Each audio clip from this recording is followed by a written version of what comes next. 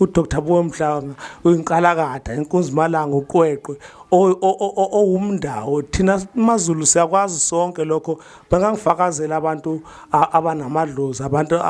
abathwasa ngempela ukuthi idlozi lomndawo lona khiye emadlozini masukwenze konke ozokuvulela zonke izinto zakho iyona mfihlo ubaba uMhlanga anayo ikakhulukazi njengoba asiza elapha abantu enza konke aphakamisa abantu ngayo yonke indlela njengoba nami ngikhuluma nje njengoba ngikhona la ngomunye umuntu osizakale kakhulu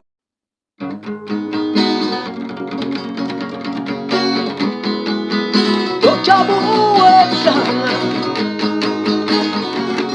Madondo yesabeka bo Buwe Mhlanga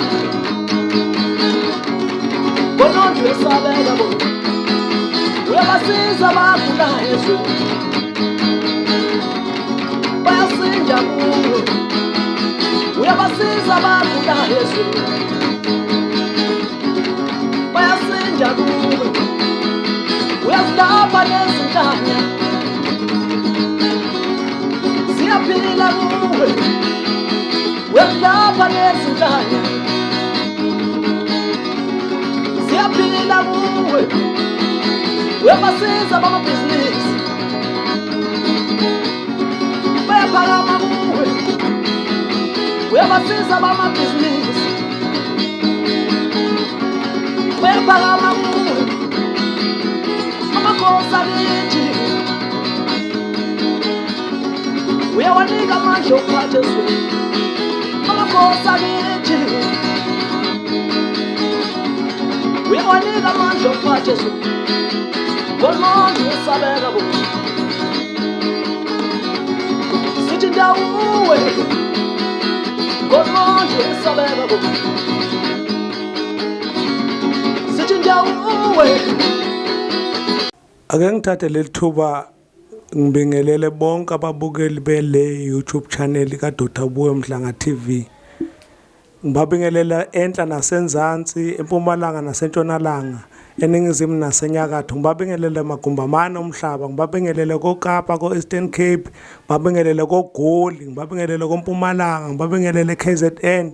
ngibabingelele koLimpopo wonke ama-province laba abathanda i-channel ka Dr Buwe Mhlanga TV ngithi abasubscribe balike ba-press notification bell kuze bezokwazi ukuthi bethole wonke ama-video akhiqizwa uDr Buwe Mhlanga ngoba uDr Buwe Mhlanga uyabathanda abantu ngaso sonke isikhathi unokukhipha ama-video kwesinye isikhathi akhipha ama-video amathwasa akhe ngoba ahamba agcwele izwe lonke amathwasa akhe ikakhulukazi nasemazweni angaphandle ngiyababingelela bonke emazweni angaphandle koMozambique koMalawi koTanzania ngiyababingelela bonke ngiyazi bamthanda kakhulu uDr Buwe Mhlanga ngathi bengaqhubeka futhi belike besubscribe ukuze bezokwazi ukuthi bethola amanye amavideo ngoba uDr Buwe Mhlanga kade aqala ukuthwasisa abantu indawo ngeendawo bakhona abantu abathwasiswa uDr Buwe Mhlanga ikakhulukazi emazweni abangaphandle ikakhulukazi nabantu bakhona la eMzansi bayathanda ukuthi bahambe beye kuphi koMamboni koNyimbane lapho okuyizinda khona samandawo ngoba phela uDr Buwe Mhlanga uyinkalakada inkunzi malanga uqweqwe owumndawo thina maZulu siyakwazi sonke lokho bengangifakazela abantu abanamadlozi abantu abathwasa ngempela ukuthi idlozi lomndawo lona khiye emadlozini masukwenze konke ozokuvulela zonke izinto zakho iyona mfihlo ubaba uMhlanga anayo ikakhulukazi njengoba asiza elapha abantu enza konke aphakamisa abantu ngayo yonke indlela njengoba nami ngikhuluma nje njengoba ngikhona la ngomunye umuntu osizakale kakhulu kuDr Buwe Mhlanga ngiyabaqhuzela kakhulu abantu ukuthi bangadikibali basukume bengalahli futhi ithubeli kanje lokuthi bathola umuntu owuqweqwe lonyanga onjengo Dr Buwe Mhlanga ozobakhathalela abalandela impande emazweni ebalathele khona la eMzansi abalaphe futhi ngeqiniso njengami nje mina ngomZulu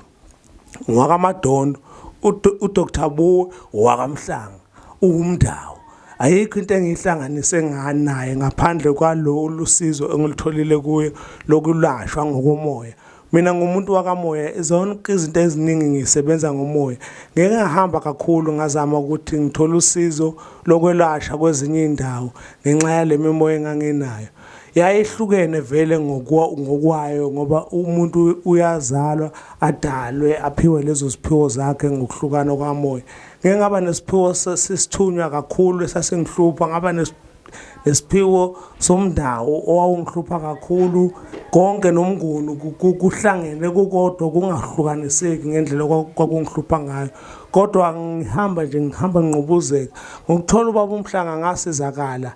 ngingakayisebenzisi impande ngoba nje yena umuntu wakamoya ngani ngokwedlozi lakhe elinamandla ngathi mangifika kababa uMhlanga ngathola ukwelapheka ngingakasebenzisi impande ngathi mase ngingena empandeni yakhe kilapho ngathola khona nje ukuphila ke nje nokuzibona nami ukuthi ngumuntu nokuhamukela nje amandla njengoba nginawo amandla njengoba ungibona ngime la nginyanga angithathi ma chance umuthi ngufundile la ekhaya la kaMhlanga nedalwa zami zingiphiwe isipho sami ezingiphe sona ngendlela ezingiphe ngayo kodwa ubaba uMhlanga ungilekelele kakhulu ngokufundisa ukusebenza ngomuntu ngoba la ekhaya kaMhlanga umuntu ekhaya la kaMhlanga lapho engifunde khona umuntu uyalashwa uyanyangwa njengasemandulo hayi ukuthi umuntu ahamba afika nifuhle ngenqwaba yomuthi angazi naye ukuthi uzowusebenzisa kanjani ozumdide naye agcine futhi umuntu angasawusebenzisanga lo muthi umuntu la engifunde khona impande mina uyalashwa anyangwe ahamba umuntu asephila azizwe naye egazini ukuthi kukhona umehluko